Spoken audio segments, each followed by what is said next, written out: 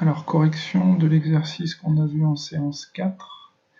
Donc la première consigne, c'était de remplir donc les cellules à fond bleu. Donc la première, c'était avoir la date du jour. Donc bien sûr, ce que je voulais, c'était pas une date du jour rentrée directement au clavier, mais d'avoir une date du jour qui s'actualise, même si on ouvre le fichier dans une semaine ou plus tard, que ce soit toujours la bonne date du jour qui s'affiche. Donc on avait déjà vu la fonction aujourd'hui, qui permet d'avoir de façon dynamique la date du jour. Ensuite, il fallait donc remplir cette colonne première lettre du nom avec donc deux possibilités pour alimenter cette colonne. La première, c'était utiliser la fonction gauche, comme on l'avait déjà vu.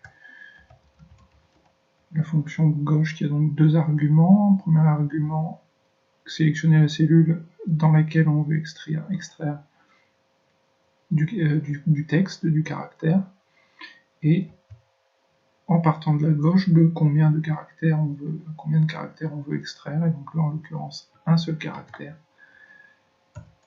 Et donc on obtenait bien la première lettre. Donc ça c'était la façon la plus simple. L'autre possibilité c'était d'utiliser la fonction stxt, mais là pour le coup la fonction gauche suffisait, donc ensuite on peut recopier vers le bas la fonction.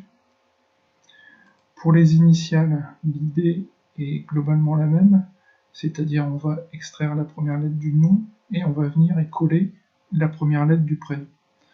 Donc ce qu'on va faire, c'est qu'on va utiliser la fonction gauche, exactement comme on l'a fait pour la première colonne,